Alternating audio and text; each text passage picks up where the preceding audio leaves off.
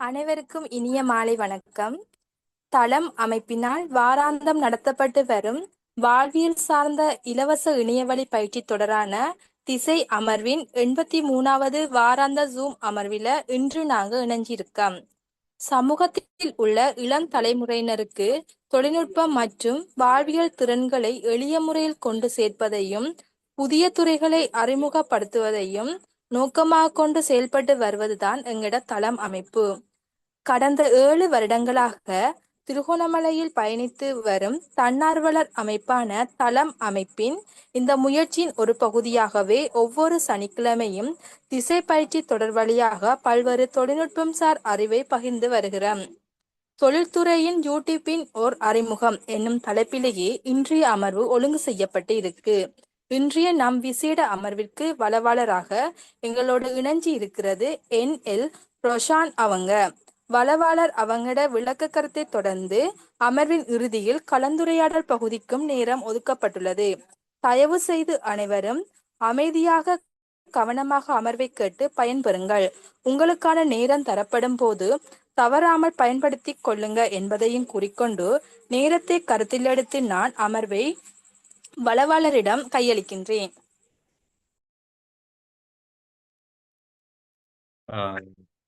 வணக்கம். அனைவருக்கும் இனிய மாலை வணக்கம். உங்களை இந்த ஜூம் வாயிலாக தலைமை அமைப்பின் ஒழுங்கமைப்பில் சந்திக்கிறதுல உண்மையாக மகிழ்ச்சி. ஸோ நாங்கள் நாளைய தினத்தில் உயிர்த்த ஞாயிறு இருக்கிறதால நிறைய பேருக்கு சர்ச்சுக்கு போகிற விலைகள் இருக்கும். ஸோ நாங்கள் குயிக்காக நாங்கள் செஷனுக்குள்ளே போவோம். ஸோ இன்றைய நாள் நாங்கள் பார்க்க எடுக்க இருந்த டாபிக் வந்து என்னன்னு சொன்னால் யூடியூப்.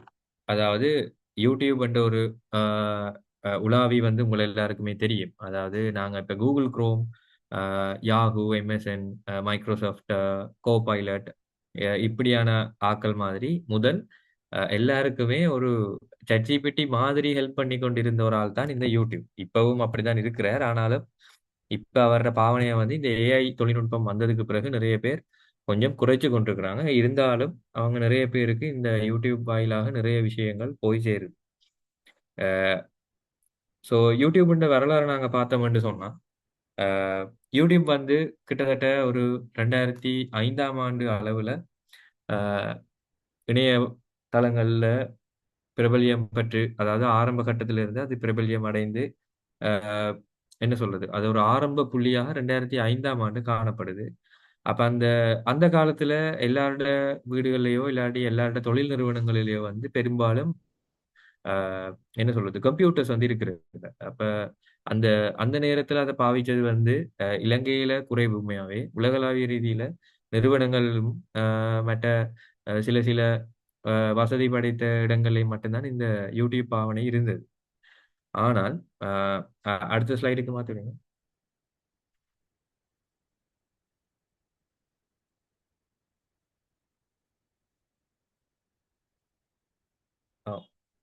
ஆனால் இன்றைய காலகட்டத்தில் கிட்டத்தட்ட எனக்கு தெரிஞ்சு சிறுவர்கள் இருந்து, அதாவது எல்கேஜி யூகேஜி போகிற ஆக்கள்ல இருந்து பெரிய வயதில் இருக்கிறார்கள். அதாவது எங்களோட வீடுகள் இருக்கிற அம்மம்மாமார், தாத்தாமார் அவங்களோட கைகளில் வரைக்கும் ஃபோனில் வந்து யூடியூப்ன்றது வந்து இப்போ பிரபல்யம் பெற்று காணப்படுது. என்னென்னா அவங்களோட எல்லா விதமான தேவைகளையும் அந்த யூடியூப் வந்து கவர் பண்ணி கொள்ளுது.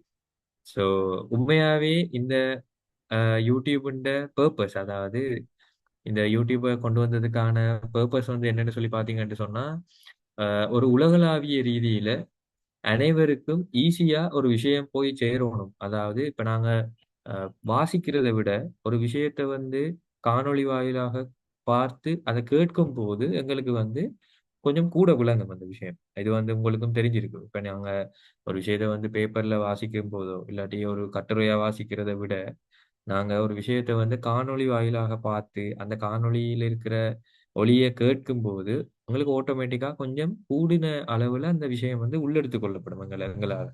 அது எல்லாருக்குமே அந்த கெப்பாசிட்டி இருக்குது. அப்போ அதுக்கு வந்து ஒரு பெரிய ஒரு பிளாட்ஃபார்மா இந்த யூடியூப் வந்து உண்மையாவே காணப்படுது. ஸோ அடுத்ததான் நாங்கள் இதோட ஸ்கேல் என்னன்னு பார்த்தோம்னு சொன்னா, ஆரம்ப காலத்துல வந்து இதன் ஸ்கேல் சரியான ஒரு குறைவான எண்ணிக்கையிலான ஆக்களை சென்றடைகிறதா மாத்திரமே இருந்தது. ஆனா இன்றைக்கு வந்து இது வந்து கிட்டத்தட்ட பில்லியன் கணக்கான, அதாவது உலக சனத்தொகையிலேயே இதை வந்து ஒரு சரிக்கரவாசிக்கு மேல பாவிக்கிற அளவுக்கு, அதாவது பில்லியன் கணக்கிலான பாவனையாளர்களை தன்னகத்தை இந்த யூடியூப் வந்து இப்ப உண்மையாவே கொண்டிருக்கு. அது அஹ், நான் சொல்லணும் மட்டும் இல்ல, அது ஒரு என்ன சொல்றது, ஒரு பொது அறிவா உங்களுக்கு தெரிஞ்சிருக்கு. ஏண்டா சும்மா நடந்து போற ஆட்களுக்கு இப்ப vlog செய்ய வலிக்கிட்டினம். அதே மாதிரி பெரிய பெரிய நிறுவனங்கள் கூடி தங்களுக்கு இந்த யூடியூப்பை வந்து ஒரு பிரதானமான அடித்தளமா பாவிச்சு கொள்றாங்க. ஸோ நாலாவது வந்து நாங்க யூசர்ஸ். இப்ப இது என்ன பாவனைக்காக நாங்க இதை உண்மையாவே இந்த யூடியூபை வந்து பாவிக்கிறாங்கன்னு சொல்லி நீங்க பாத்தீங்கன்னா, ஆரம்ப காலகட்டத்துல ஒரு விளம்பரப்படுத்தல் நோக்குல மட்டுமே இருந்த இந்த யூடியூப் தளம் வந்து இன்றைக்கு நிறைய தொழில்துறைகள்ல, நிறைய கல்வி நிறுவனங்கள்ல, நிறைய பொழுதுபோக்கு, அதாவது என்டர்டெயின்மெண்ட் இண்டஸ்ட்ரீஸ்ல, நிறைய தனிநபர்களுடைய டெய்லி ஆக்டிவிட்டிஸை சொல்ற ஒரு பிளாக்ஸா, சில விடயங்கள்ல சின்ன ஆட்களுக்கு கதை சொல்ற ஒரு டீச்சரா, இல்லாட்டி ஒரு பயிற்சி பாசறையில, இல்லாட்டி ஒரு ஒரு ஒரு தொழில்துறை தொழில் ஒரு தொழில செய்யற ஒரு ஆட்களுக்கு வந்து ஒரு ஆரம்ப கட்ட கைடிங்க, இப்படி நிறைய விதங்கள்ல இந்த யூடியூப்ன்ற பாவனை வந்து இப்ப காணப்படுது. ஸோ அடுத்ததா வந்து இதோட இம்பேக்ட், அதாவது இதோட தாற்பயம். இதோட தாற்பயம் எப்படி இருக்குதுன்னு சொன்னா, ஆஹ் நான் சொன்னது மாதிரி எப்பவுமே ஒரு விஷயம் ஆரம்பிக்கும் போது அதோட தாற்பயம் பெருசா இருக்காது. ஆனா இப்ப இதோட தாற்பயம் வந்து நாங்க வந்து உண்மையாவே ஒரு பிசிக்கல் கிளாஸ் அட்டன் பண்ண தேவையில்லை. அதாவது ஒரு பௌதிகமா ஒரு ஒரு ஒரு ஒரு கிளாஸுக்கு போய் படிக்கணும் மட்டும் இல்லை. அதாவது எங்களுக்கு இன்னொரு டீச்சர் வந்து வீட்டை வந்து சொல்லி தரணும் மட்டும் இல்லை.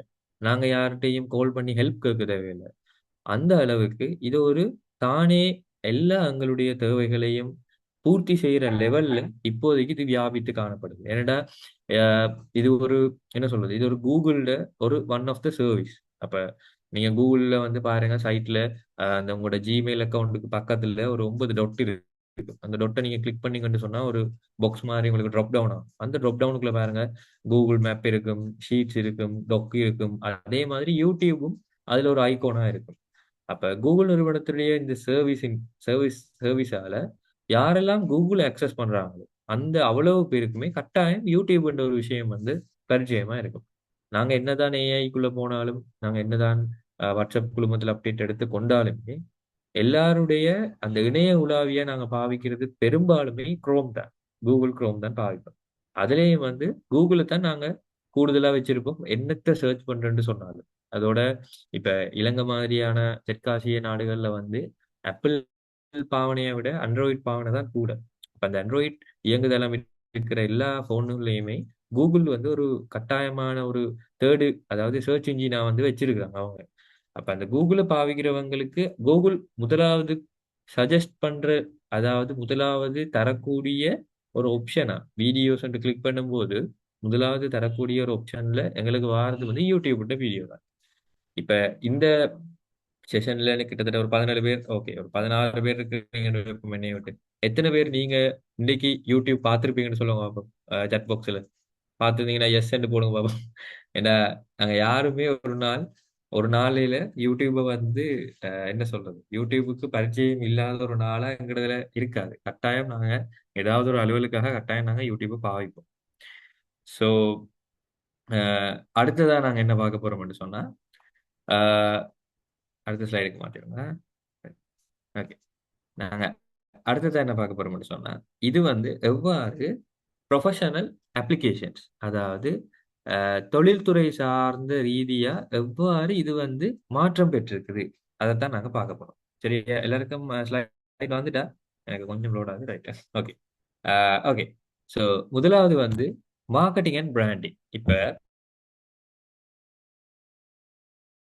நான் வந்து ஒரு நான் ஸ்பீடா கதைச்சிட்டு போறேன்டா கொஞ்சம் சொல்லுங்க, நான் உங்களுக்கு அதை திருப்பி சொல்லுவேன். ஓகே, இப்போ மார்க்கெட்டிங் அண்ட் பிராண்டிங். முதலாவது வந்து மார்க்கெட்டிங் அண்ட், இப்போ நான் வந்து ஒரு பொருளை உற்பத்தி செய்யற ஒரு உற்பத்தியாளன். என்கிட்ட வந்து ஒரு விதமான உற்பத்தி பொருள் இருக்குது. அப்ப அந்த மார்க்கெட்டிங், அந்த பொருளை வந்து நான் யூடியூப் என்ற பிளாட்ஃபார்ம் ஊடாக எனக்கு இருக்கிற ஃபாலோவர்ஸ் ஊடாகவோ, எனக்கு எனக்கு இருக்கிற சப்ஸ்கிரைப்ஷன் ஊடாகவோ, இல்லாட்டி ஆஹ், என்ன சொல்றது, எந்த வீடியோஸை இன்னொருத்தர் ஷேர் பண்றதின் ஊடாகவோ டிரெக்டா யாரை நான் டார்கெட் பண்றேனோ அவங்கள்ட்ட கொண்டு போயிடலாம். இப்போ இது வந்து யூடியூப்ன்ற ஒரு மெயினான ஃபீச்சர். எந்த ப்ராடக்டை வந்து நான் ஈஸியாக மார்க்கெட்டிங் பண்ணிக்கொள்ளலாம். அதாவது பிராண்டிங்னு சொல்லுவோம் என்ன. ஒரு என்ன சொல்றது, இப்ப இந்த பொருள் எப்படி இருக்கும், இந்த பொருள் உருவம் எப்படி இருக்கும், இந்த பொருளை எப்படி நான் உற்பத்தி செய்கிறேன், இந்த பொருளை வந்து உற்பத்தி செய்ய எனக்கு என்னென்ன செலவுகள் இருக்கு, இந்த பொருளை நான் எப்படி பாவிக்கலாம், அதே நேரத்துல இந்த பொருளை வாங்கி பாவிச்ச ஒரு ஆள்கிட்ட ஃபீட்பேக் அது எப்படி இருக்கு. அப்ப அதையும் நான் ஆட் பண்ணி என்ன செய்யலாம், ஒரு வீடியோவா நான் அப்லோட் பண்றேன். அப்ப மார்க்கெட்டிங் அண்ட் பிராண்டிங்க்கு இது உண்மையாவே பெரிய லெவல்ல உலகளாவிய ரீதியில இது உதவி செய்யும். ரைட். ரெண்டாவது, ஸ்கில் டெவலப். இப்ப நாங்க எல்லாருமே வந்து ஸ்கூல்ல படிக்கிற படிப்பையோ இல்லாட்டி டியூஷன்ஸ்ல படிக்கிறதையோ இல்லாட்டி யுனியில படிக்கிறதையோ மட்டும் வச்சுக்கொண்டு எந்த ஒரு ப்ரொஜெக்ட்டுமோ அசைன்மெண்ட்டோ செய்திருக்க மாட்டோம். எங்களுக்கு எக்ஸ்ட்ராவா ஒரு டவுட் வரும், ஏன் அது இவடத்த இறக்கப்படுதில்லை. இப்ப உதாரணத்துக்கு ரிசர்ச் பேப்பர் செய்யற எக்ஸ்பர்ட்டா கூட நீங்க இருக்கலாம். ஆனா சிம்பிளா வேர்ட்ல இந்த சைஸ்ல இருக்கிற இவரை அடுத்த பந்திக்கு கொண்டு போறதுலயோ இல்லாட்டி அலைன்மெண்ட் பண்றதுலயோ ஒரு டவுட் இருக்கலாம். இந்த டவுட்டை நாங்க கால் பண்ணி கேட்க விரும்ப மாட்டோமே. இது ஒரு சின்ன விஷயம், ஆனா நாங்க அதை எப்படி பெற்றுக்கலாம். அப்ப இப்படியான என்ன சொல்றது, எந்த கல்வி அறிவு மட்டத்தில் இருக்கிறவங்களுக்குமே அவங்களோட கல்வித்துறை சார்ந்ததும் கல்வித்துறை சாராததுமான ஆற்றலை இன்னும் மெருகூட்டுறதுக்காக எங்களுக்கு யூடியூப் நிறைய விதத்துல ஹெல்ப் பண்ணுது. இப்போ உதாரணத்துக்கு சொல்ல போனா சாஃப்ட்வேர் இன்ஜினியரிங் ஃபீல்டில் இருக்கிறவங்களுக்கு தெரியும் இது அருமை. எப்படின்னா இப்போ ஒரு கோடிங் நாங்க பண்ண வேணும், அந்த ப்ரோக்ராமை ரன் பண்ணினா தான் அந்த அப்ளிகேஷனை இயக்க முடியும். அப்படி இருக்கிற சந்தர்ப்பங்கள்ல எங்களுக்கு வந்து அந்த கோடிங் எப்படி பண்றது, அந்த சாஃப்ட்வேரை எப்படி இன்ஸ்டால் பண்றது, அதை எப்படி ரன் பண்றது, ஒரு கிராஃபிக்கை நான் டிசைன் பண்ண போறேன். அப்ப அந்த கிராஃபிக்கை நான் எப்படி டிசைன் பண்றது, அதுக்கு என்னென்ன பாவிக்க வேணும், என்னென்ன பாவிக்க கூடாது, பேசிக்ல இருந்து. இப்ப நாங்க யூடியூபை மட்டுமே பேஸ் பண்ணி கூட சில வியாபார நடவடிக்கைகளை செய்து கொள்ளலாம். அந்த அளவுக்கு எங்களுக்கு யூடியூப்ல வந்து என்ன சொல்றது, நிறைய விதமான ஹெல்ப்கள் இருக்கு. அடுத்த மூன்றாவது நாங்க பார்த்தோம்னா கோஆப்ரேட் கம்யூனிகேஷன். அப்ப இந்த கோஆப்ரேட் கம்யூனிகேஷன் இதுக்குள்ள என்னத்தை நான் சொல்ல விரும்புறேன்னா, இந்த காலத்துல வந்து உங்களுக்கு தெரியும், இப்ப கிட்டத்தட்ட ரீசெண்டா எங்களுக்கு வந்து கொரோனான்னு சொல்லி ஒரு பெரிய ஒரு அலை வந்து நாங்க எல்லாருமே வீடுகளுக்குள்ள முடங்கி இருக்கிற ஒரு நிலைமை வந்து. அப்ப இந்த முடங்கி இருக்கிற நேரங்கள்ல வந்து நிறுவனங்கள் இயங்கிக் கொண்டும் இருக்க வேண்டும். நிறுவனங்கள்ல நடக்கிற அதே ப்ரொசீஜர், இப்ப வயது முதிர்ந்தாக்கள் ரிட்டையர்மெண்ட் போவாங்க, வேலை விரும்பம் இல்லாதாக்கள் லீவ் ஆகுவாங்க, புதுசா நாங்க ஆக்களை இன்டெகிரேட் பண்ண வேணும், அவங்களுக்கு நாங்க ட்ரைனிங் கொடுக்க வேணும். அந்த மாதிரியான டாஸ்க்குகள் எல்லாத்தையுமே ஈஸியா செய்யறதுக்கு எங்களுக்கு உண்மையாவே யூடியூப் ஒரு பெரிய ஒரு ஹெல்ப் பண்ணினது. என்னடா, மொடியூல்ஸ், ட்ரைனிங் மொடியூல்ஸ் எல்லாமே அந்த நிறுவனம் அதனுடைய யூடியூப் பக்கத்துல பதிவேற்றம் செய்திடும். எவ்வாறு இந்த விஷயத்தை செய்யறது, எவ்வாறு பழக்கிறது, கூடுதலா அந்த ஓரியன்டேஷன் செஷன்ஸ் இல்லாட்டி ஏதாவது அறிவித்தல்கள், நிறுவனம் சார்ந்த அறிவித்தல்கள், இது எப்படி வரப்போகுது. இப்ப நாங்க ஒரு ஒரு ஒரு கட்டம் கட்டமாக ஒரு நிறுவனத்தின் ஒரு வியாபார முயற்சியை மாற்ற போறோம். அப்ப அந்த கட்டம் கட்டமான முயற்சியை கொண்டு வந்தா அது என்ன மாதிரியான அவுட்புட் தரும் என்றதெல்லாம் நாங்க ஓவர் த போன்லயோ இல்லாட்டி ஜூம் வாயிலாகவோ விளங்கப்படுத்தாம. ஏன்னா இப்ப ஜூம்ல நாங்க ஒரு விஷயத்தை படிக்கிறேன்னா கூட எங்களுக்கு ரியலபிள், அதாவது ஒரு என்ன சொல்லுங்க, ஒரு லக் இல்லாத இன்டர்நெட் கனெக்ஷன் எங்களுக்கு வேணும். அப்ப நாங்க அதை என்ன சொல்றது, ஒரு ஆள் கதைச்சதை வந்து திருப்பி நாங்க ரிவைண்ட் பண்ணல. அதை கதைக்கும் போது கதைச்சு முடிஞ்சதுக்கு பிறகு அந்த ரெக்கார்டிங்கை டவுன்லோட் பண்ணி தான் நாங்க அதை கேட்க முடியும். ஆனா யூடியூப்ல வந்து பெஸ்ட் குவாலிட்டியா, அதாவது நல்ல கிளியரான ஆடியோவோட நல்ல கிளியரான வீடியோவோட அந்த வெபினார்ஸ், அந்த அந்த கைடிங், அந்த ஓரியன்டேஷன் வந்து அவங்க அப்லோட் பண்ணிடுவாங்க. அப்ப இதை கோஆப்ரேட் கம்யூனிகேட் பண்றதுக்கு இது சரியான ஒரு உண்மையான ஒரு ஹெல்ப் பண்ணுது. என்னன்னா நியூவா சேர்ற ஆக்களுக்கும் சரி, ஆல்ரெடி இருக்கிற ஆக்கள் அடுத்த ஸ்டெப்புக்கு போறதும் சரி, இல்லாட்டி எது புதுவிதமான அறிவித்தல்களை அவங்க பெற்றுக்கொள்றதுக்குமே இது ஒரு பெரிய ஒரு ஹெல்ப் பண்ணுது எங்களுக்கு. அடுத்த நாலாவது பாருங்க, ரிக்ரூட்மெண்ட் அண்ட் HR. இப்ப இதுல வந்து எப்படின்னு சொன்னா, நாங்க ஒரு ஒரு ஆளை வந்து உள்ளெடுக்க போறோம்னு சொன்னா, இப்ப எங்கட வந்து ஒரு மல்டிநேஷனல் கம்பெனின்னு வச்சுக்கொள்வோம். அப்ப நாங்க எங்கட ஆட்சேர்ப்பு முறைமை எப்படி இருக்க போகுது, இல்லாட்டி எங்களுடைய மனித வளத்தை வந்து அவங்க எவ்வாறு முகாமை செய்து கொள்ள போறாங்க, இது சம்பந்தப்பட்ட விடயங்கள். அப்ப இப்படி இவ்வாறு இப்ப நான் இதுல மென்ஷன் பண்ணியிருக்கிறது வந்து இந்த செஷன்ல உங்களுக்கு சிம்பிளா சொல்லக்கூடியதுக்கான ஒரு 4 விஷயம். ஆனா இதை விட ஏகப்பட்ட வழிகள்ல எங்களுக்கு ப்ரொஃபஷனல் அப்ளிகேஷன்ஸ்ல யூடியூப் வந்து சரியான ஹெல்ப்ஃபுல்லா எங்களுக்கு இருக்கு. ரைட். அடுத்த ஸ்லைடு. அடுத்தது வந்து ஓகே, நாங்க வந்து ஒரு யூடியூப் சேனலை இப்ப எப்படி கிரியேட் பண்ண போறோம். ரைட். இப்ப முதலாவது வந்து பாருங்க, ஸ்டெப் 1. எங்கள்கிட்ட கட்டாயமே ஒரு யூடியூப் சேனலுக்கு நீங்க ஓனராக இருக்க வேணும் என்று சொன்னால் உங்கள்ட்ட ஒரு கூகுள் அக்கவுண்ட் ஒன்று இருக்க வேணும். ஏனென்றா இது வந்து one of the Google services. இது வந்து கூகுளை விட்டு தனியாக இயங்குற ஒரு ஒரு தனிப்பட்ட ஒரு என்ன சொல்லுங்க மென்பொருள் இல்லை. இது ஒரு கூகுளோட ஒன் ஆஃப் த சர்வீஸ். அப்ப நீங்க கட்டாயமே கூகுள் அக்கௌண்ட் வச்சிருக்க வேணும். ஏன் நாங்க கூகுள் அக்கௌண்ட் வச்சிருக்கணும்? அதுல இருக்கிறதால இப்ப கூகுள் அக்கௌண்ட் இல்லாம கிரியேட் பண்ணினா என்ன என்று நீங்க நினைக்கலாம். கூகுள் அக்கௌண்ட் நீங்க கிரியேட் பண்ணினீங்கன்னு சொன்னா உங்களுக்கு தெரியும், பேசிக்கா கூகுள் உங்கள்ட்ட நிறைய பேசிக்கான டீடைல்ஸ் கேட்கும். உங்களோட ஃபுல் நேம், உங்களோட அட்ரஸ், அஹ், உங்களோட பர்பஸ் என்ன, உங்களோட பேர் என்ன, உங்களோட என்ன டேட் ஆஃப் பர்த், இதை விட்டு உங்களோட கண்டக்ட் நம்பர், அந்த கண்டக்ட் நம்பரை இப்ப இருக்கிற கூகுள் அப்டேட்டின் படி நீங்க வெரிஃபை பண்ணாம ஒரு ஜிமெயில் அக்கௌண்ட் கிரியேட் பண்ண முடியாது. அப்ப வெரிஃபைடான நீங்க ஒரு யூசரா, இல்லாட்டி இது ஒரு ஏஐ ரிலேட்டடான விஷயமான்னு சொல்லி கூகுள் உங்களை வெரிஃபை பண்ணித்தான் உங்களை ஃபர்ஸ்டா ஒரு ஜிமெயில் ஒன்று ஆரம்பிக்க விடும். அப்ப அந்த கூகுள் அக்கௌண்ட்டை தான் இதுல வந்து நாங்க வந்து என்ன சொல்ல போறோம், எங்களுடைய யூசர் ஐடியாக நாங்க கிரியேட் பண்ண போறோம். விளங்கிட்டா? ரைட். அப்ப கூகுள் அக்கௌண்ட்டை கிரியேட் பண்ணுறோம். அதுக்கு பிறகு வந்து அந்த சேனலை வந்து நாங்க உருவாக்கி கொள்றோம். ரெண்டாவது, நாங்க அதுல கொடுக்குற எங்களுடைய ப்ரொஃபைல் பிக்சர், அதாவது நாங்க எந்த விதமான நோக்கத்துக்காக அந்த யூடியூப் சேனலை கிரியேட் பண்றோமோ அது சார்ந்த ஒரு ப்ரொஃபைல் பிக்சர் நாங்க கட்டாயம் போட வேணும். அதுக்கு பிறகு யூடியூப்ல பாருங்க, நீங்க கிளிக் பண்ணீங்கன்னா அந்த ஃபேஸ்புக்ல கவர் போட்டோ வர மாதிரி பின்னுக்கு ஒரு பெரிய பேனர் சைஸ்ல ஒரு ஒரு ஒரு ஒரு ஸ்பேஸ் ஒன்று தந்திருப்பாங்க. இப்ப அந்த பேனர் சைஸுக்குள்ள வந்து நாங்க ஒரு கூகுள் பேனர் ஒன்று நாங்க போட வேணும். விளங்கிட்டா? ரைட். அதுக்கு பிறகு டிஸ்கிரிப்ஷன், எங்களோட சேனல் விளக்கம் என்ன, நாங்க ஏன் இந்த சேனலை கிரியேட் பண்ணியிருக்கோம், இந்த பேர் என்ன வச்சிருக்கோம், இந்த சேனல்ல எவ்வாறான வீடியோஸ் வந்து நாங்க போட போறோம். அப்ப அது சம்பந்தப்பட்ட விஷயத்த வந்து நாங்க வந்து டிஸ்கிரிப்ஷன்ல கொடுப்போம். இதை விட உங்களுக்கு அதுல நிறைய விஷயம் கேட்கும். என்ன மாதிரி நீங்க கிரியேட் பண்ண போறீங்க, என்ன விதமான கண்டென்ட் இது போட போறீங்க, உங்களோட என்ன சொல்றது, என்னென்ன விஷயங்கள் அது எங்கள்கிட்ட இருந்து எதிர்பார்க்குதோ அப்படியான பேசிக்கான எல்லா விஷயமே அது உங்கள்கிட்ட அது உள்ளெடுத்துக் கொள்ளும். ரைட். மூன்றாவது, கண்டென்ட் பிளானிங். இப்ப இதுதான் கூடுதலா யூடியூபர்ஸா இருக்கிற ஆட்கள் வந்து உண்மையா தவற விடுற விஷயம் என்னை பொறுத்த வரைக்கும். ஏன்னா சில யூடியூப் சேனல் நல்லா வரும், க்ரோ ஆகி கொண்டு திடீர்னு காணாம போயிடும். என்னன்னு சொன்னா, நாங்க என்ன விதத்துக்காக இந்த என்ன நோக்கத்துக்காக இந்த விஷயத்தை செய்ய போறோம்ன்றதை ஃபர்ஸ்டா டிசைட் பண்ணுவேன். இப்போ உதாரணத்துக்கு நான் வந்து நான் ஒரு டிராவல் பண்ண போறேன். நான் இப்போ ஒரு இலங்கையை வந்து இலங்கையில் இருக்கிற எல்லா வியூ பாயிண்ட்ஸையும் வந்து நான் பார்க்க போறேன். அப்ப நான் பார்க்க போற நான் என்ன செய்வேன், எல்லா இடத்துக்கும் டிராவல் பண்ண போறேன்றதுக்கான பணம், அந்த என்ன சொல்லுங்க ஃபைனான்சியல் சம்பந்தப்பட்டது, அல்ல இந்த உடுப்புகள், நான் எடுக்க வேண்டிய வீடியோ எடுக்க வேண்டிய டூல்ஸ் எல்லாம் ரெடி பண்ணிட்டேன். ஓகே. இப்ப நான் என்னதான் எல்லா எந்த சைட்ல கிரியேட் பண்ணினாலும் நான் என்னத்துக்காக அதை செய்யறேன், எந்த டிராவல் பிளாக்குக்காக. அப்ப அந்த டிராவல் பிளாக்கை வந்து நான் பிளான் பண்ண வேணும். இப்ப முதலாவது, அந்த இடம் போறது அந்த இடத்துக்கு போறதை பத்தி ஒரு ஷார்ட்ஸ், அதாவது ஒரு 15 செகண்டோ ஒரு 30 செகண்டுக்குள்ள ஒரு சின்ன ஒரு ஒரு ஒரு ஒரு ஒரு ஒரு ஒரு ரிவீலிங் பண்ற மாதிரியான ஒரு ப்ரொசஸ் போடும். பிறகு அந்த இடத்துக்கு போறதுன்ற ஒரு ஃபுல் வீடியோ.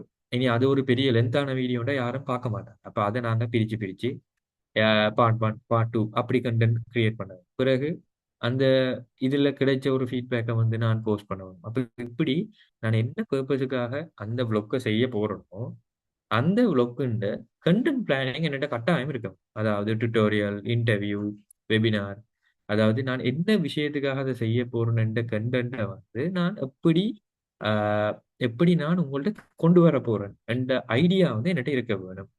அதுல முக்கியமான ஒரு விஷயம் தான் எம்பசைஸ் கன்சிஸ்டன்சி, அதாவது தொடர்ச்சி தன்மை ஒன்று இருக்க வேண்டும். அதுல நான் என்ன, நான் இப்போ முதலாம் தேதி ஒரு வீடியோ போடுறேன், போஸ்ட் பண்றேன், அதுக்கு வியூஸ் வருது, சம்டைம் வியூஸ் இல்லாம இருக்குது, ஓகே.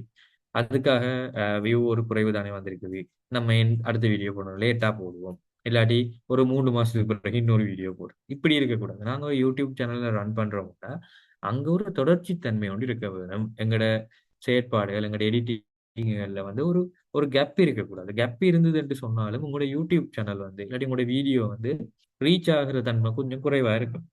இப்ப ஏன் இதுகள் எல்லாம் செய்ய வேணும் என்று சொல்லி கடைசியா உங்களுக்கு சொல்றேன். அப்ப இந்த ஓர்டர்ல நாங்க என்ன செய்வோம், ஒரு அக்கௌண்ட் கிரியேட் பண்ணுவோம், எங்களோட பிராண்டிங் பண்ணுவோம், சரியான ஒரு விதத்துல பிராண்ட் பண்ணுவோம். இப்ப அதுக்கு நிறைய டூல்ஸ் வந்துட்டு கேன்வா முதலெல்லாம். இப்ப நான் எடிட்டிங் பழகக்குள்ள வந்து போட்டோஷாப் பண்ணி சொல்லி ஒரு சாஃப்ட்வேர்ல தான் மேக்ஸிமம் கிராஃபிக்ஸ் செய்யறது எல்லாம். அதுக்கு இனி அந்த சாஃப்ட்வேரை 2 GB இன்ஸ்டால் பண்ணணும், அதை ரன் பண்ண வேணும். இனி ரன் பண்ணின பிறகு அதுல டவுட் வரும், பிறகு யூடியூப்ல போய் இதை தூக்கி அதுல செய்யறதுக்கு என்ன செய்யணும்னு பார்க்க வேணும். இப்ப ஒரு கஷ்டமும் இல்லை. கண்ணா வந்துட்டு ஏஐ வந்துட்டு டெக்ஸ்ட்டை கொடுத்து ப்ராம்ப்டை கொடுத்து விட்டோம்னு சொன்னா எங்களுக்கு ஜெனரேட் ஆகி அதுவே தரப்போகுது. அப்ப எங்களுக்கு இப்போ ஒரு யூடியூப் சேனலை வந்து நாங்க ரன் பண்றதோ அதை மேனேஜ் பண்ணி கொள்றதோ வந்து உண்மையாவே சரியான ஈஸி. ஆனா என்ன, எங்கள்கிட்ட ஒரு தொடர்ச்சி தன்மை இருக்க வேண்டும், அதை நாங்க கொண்டு போறதுக்குன்னு சொல்லி. Right. அடுத்தது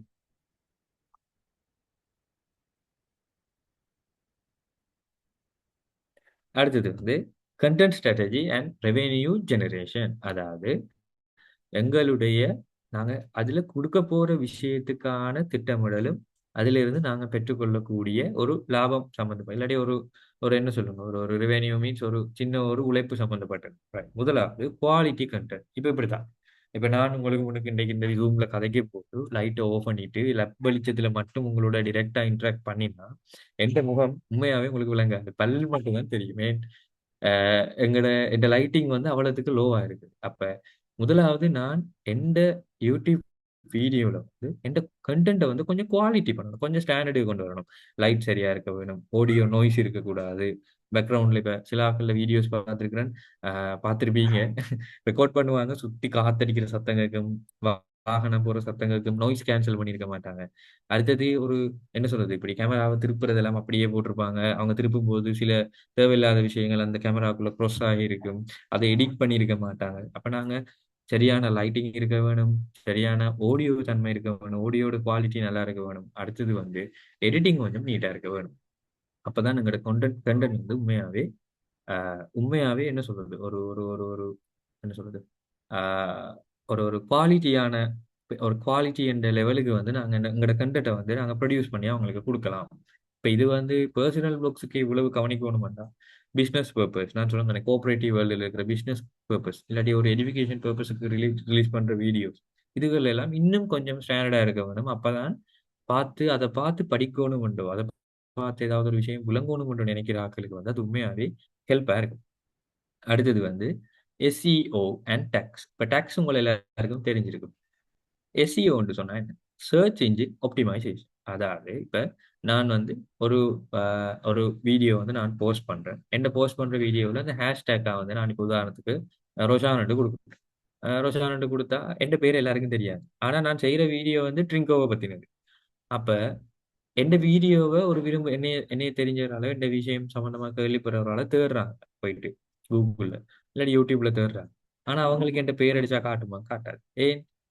எந்த பேருக்குரிய பப்ளிசிட்டி இந்த இணையத்துல வந்து குறைவா இருக்கும். ஆனா ட்ரிங்கோன்னு சொல்லி அவங்க சர்ச் பண்ணும்போது கட்டாயம் அவங்களுக்கு என்ன செய்யும், நான் போட்ட வீடியோ என்ன மாதிரியே ட்ரிங்கோ சம்பந்தமா போட்ட வீடியோஸ் வந்து மேல கொண்டு வந்து காட்டும். அப்ப நாங்க ப்ரொடியூஸ் பண்ற வீடியோவை எந்த அளவுக்கு ஸ்டாண்டர்டா வச்சிருக்கணுமோ அதே மாதிரி அதை பயனர்கள் ஈஸியா அடைஞ்சு கொள்றதுக்கான ஒரு வழியையும் நாங்க செய்ய வேணும். இல்லைன்னு சொன்னா அது பிரயோசனம் இல்லை.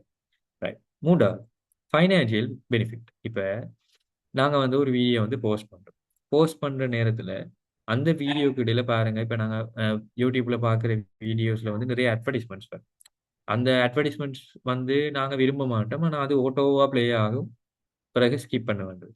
சில வீடியோஸ்ல பாருங்க, அந்த என்ன சொல்றது, அஹ், யூடியூப்ல வந்து யூடியூபர்ஸை வந்து ஒரு சில ப்ராடக்ட்டை வந்து ப்ரோமோட் பண்ணுவாங்க. அது சொல்லுவோம் நாங்க அஃபிலியேட் மார்க்கெட்டிங்னு சொல்லுவோம். அதாவது என்னுடைய ப்ராடக்ட் இல்லாத இன்னொரு விஷயத்தை வந்து நான் ப்ரோமோட் பண்றது. இப்ப இப்படி இந்த மாதிரியான விஷயங்கள் செய்வதனூடாக, அதாவது இப்ப உதாரணத்துக்கு இப்ப ஸ்டார்லிங் ஆப் வந்து இப்ப கூடுதலா எங்களோட யூடியூப்ல நிறைய வீடியோஸுக்கு வந்து கொண்டிருக்கு, இல்லாட்டி டராஸ் இல்லாட்டி அலிபாபா அவங்கள்ட்ட இருந்து வந்து கொண்டிருக்கு. இப்ப நாங்க அதை எதிர்பார்க்க மாட்டோம். ஆனா யூடியூப் நிறுவனத்துக்கு அந்த நிறுவனங்கள் ஒரு காசு கொடுத்து பே பண்ணியிருப்பாங்க. நீங்க இந்த யூடியூப்ல வந்து எங்களோட ப்ரொமோஷனை வந்து போடுங்கன்னு சொல்லி பே பண்ணியிருப்பாங்க. அந்த பேமெண்ட்ல இருந்து யூடியூப் நிறுவனம் என்ன செய்யும் சொன்னா, ஒரு 45% அந்த அளவாக நினைக்கிறேன், 45% அமௌண்ட்டை வந்து அவங்க தங்களுக்கு எடுத்துட்டு எங்களை மாதிரி இல்லாட்டி என்னைய மாதிரியோ இல்லாட்டி நிறுவனங்கள் மாதிரி இருக்கிற அவங்களோட யூடியூப் தளத்தில் இருக்கிற ஆட்கள வீடியோஸோட ரேட்டிங்கை பார்ப்பாங்க. இது குறைந்தது எவ்வளவு சப்ஸ்கிரைபரோட இருக்குது, இது எத்தனை பார்வையாளர்களை ஒரு வீடியோக்கு எடுக்குது, அதன் அடிப்படையில இத்தனை பார்வையாளர்கள் அளவுக்கு வந்து இவ்வளவு அமௌண்ட் என்று சொல்லி மிச்சம் இருக்கிற அந்த 55% நாங்க அப்லோட் பண்ற எங்களுக்கு தருவாங்க. இது வந்து யூடியூபால கிடைக்கிற வருமானம், அதாவது டிரெக்டா யூடியூபால உங்களுக்கு வர வருமானம். ஆனா இப்ப இருக்கிற இப்ப நிறைய யூடியூபர்ஸ்க்கு வந்து இருக்கிற இன்னொரு பிளஸ் ஆன விஷயம் என்னன்னு சொன்னா இந்த அஃபிலியேட் மார்க்கெட். அதாவது ஆஹ், என்ன சொல்றது, ஒன் மினிட் இல்லைங்களா, ஒரு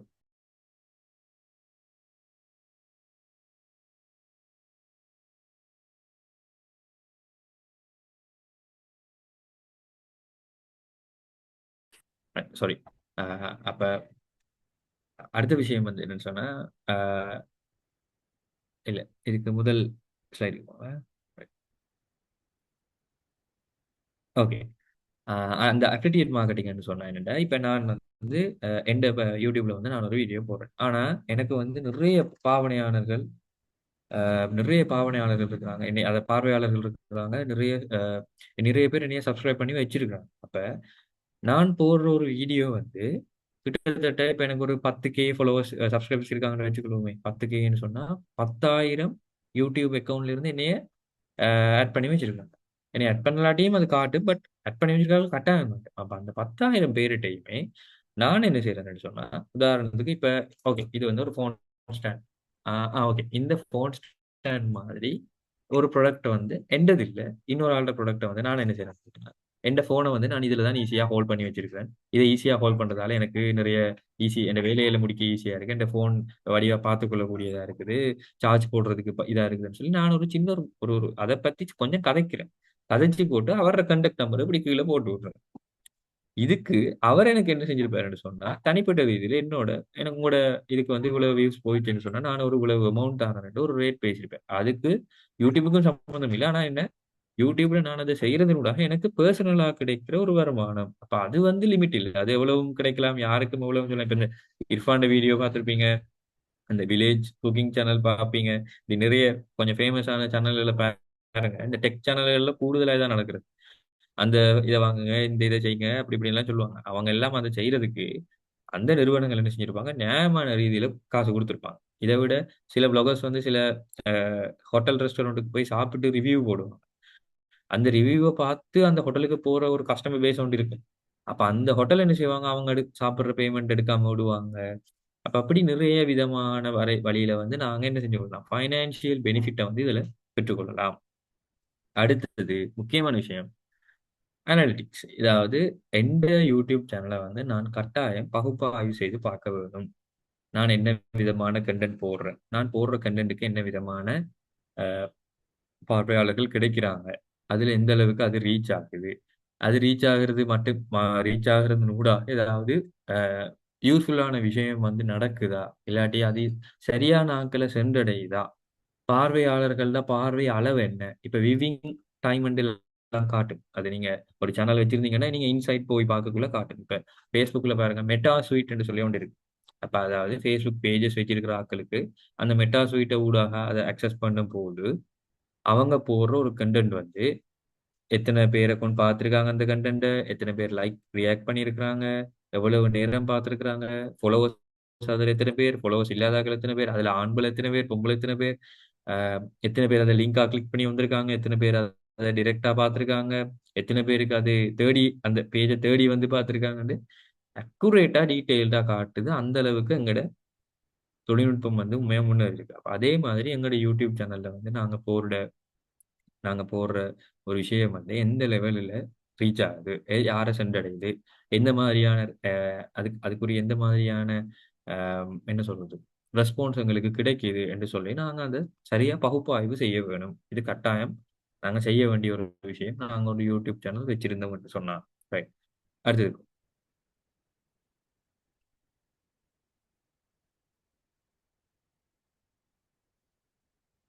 அடுத்த ஸ்லைடுக்கு மாத்தீங்க.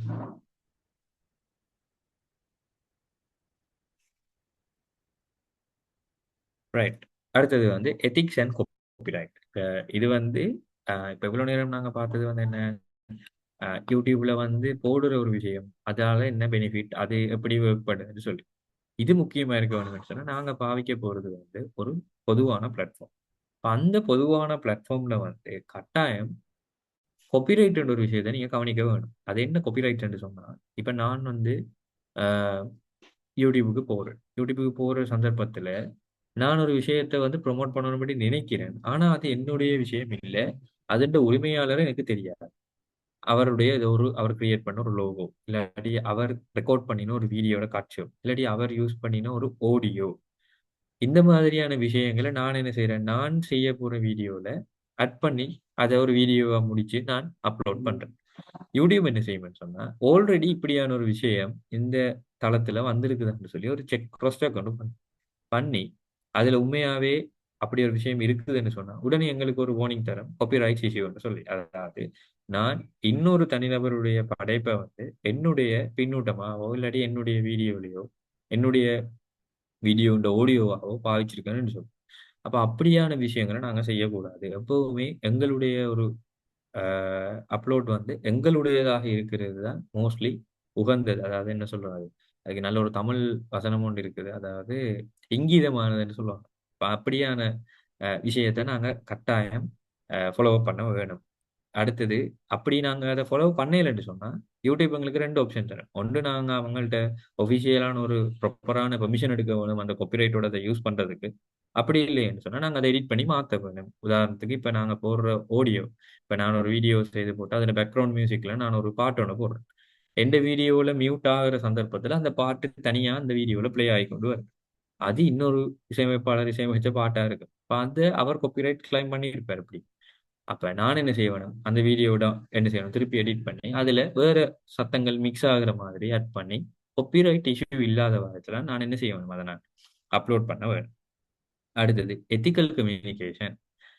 இப்ப யூடியூபர்ஸ்ல எல்லாரும் இல்ல, ஆனா ஒரு சிலர் என்ன செய்வாங்கன்னு சொன்னா, நம்பகம் இல்லாத விஷயங்கள், அதாவது பிழையான நியூஸை வந்து ஷேர் பண்ணுவாங்க. ஒரு விஷயம் அப்படி நடந்திருக்காது, அவங்ககிட்ட அதுக்கான ஆதாரங்கள் இருக்காது.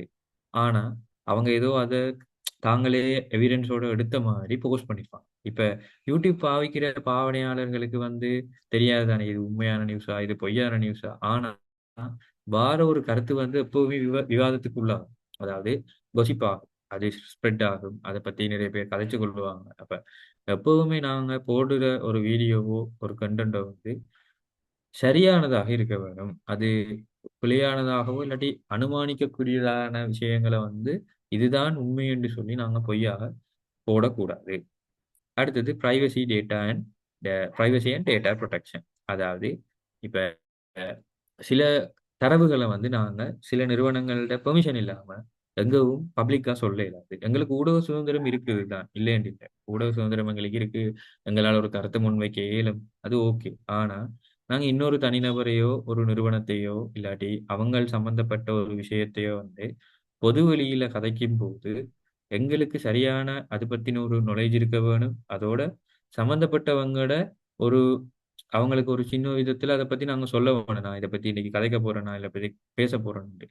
இல்ல நீங்க வந்து ஒரு புரட்சியையோ இல்லாட்டி நீங்க வந்து ஒரு புதுசா ஒரு விஷயத்த வந்து இப்ப நியூஸ் சேனல்ஸ் மாதிரி நீங்க சொல்ல போறீங்கன்னு சொன்னா, நீங்க அதை தெரிவிக்கிறதுக்கான உரிமம் கட்டாயம் இருக்கு. அப்படி இல்லைன்னு சொன்னா உங்களுக்கு சட்ட ரீதியான பிரச்சனைகள் வர்றதுக்கான சந்தர்ப்பங்கள் இருக்கு. ஏனென்றா நீங்க போடுற வீடியோவை யாரும் ஸ்கிரீன் ரெக்கார்ட் பண்ணலாம், டவுன்லோட் பண்ணலாம், சேவ் பண்ணலாம், ஸ்கிரீன்ஷாட் பண்ணலாம். இப்ப இப்ப ஏதாவது ஒரு விதத்துல உங்களுக்கு அது எதிரா மாறாத விதத்துல உங்களோட கண்டென்ட் வந்து இருக்க வேணும். அடுத்த முக்கியமான விஷயம் வந்து என்னன்னா ஃபேர் யூஸ் பாலிசி.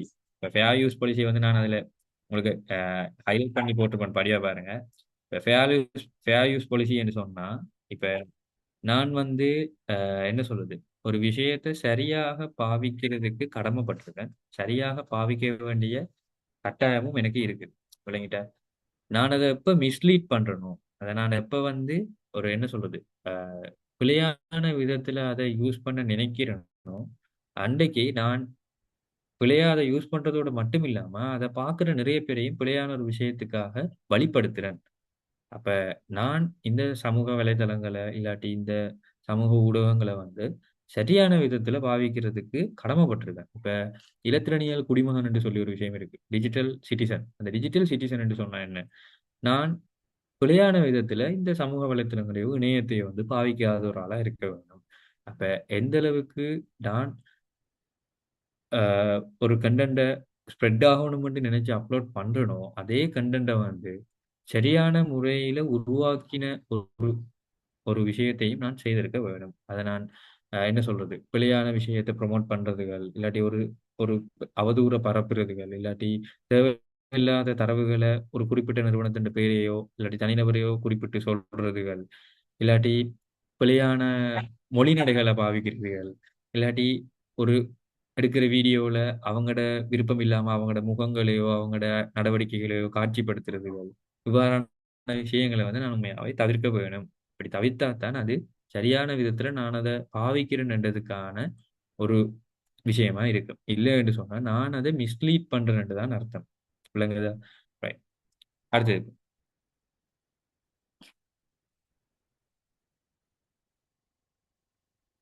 அடுத்தது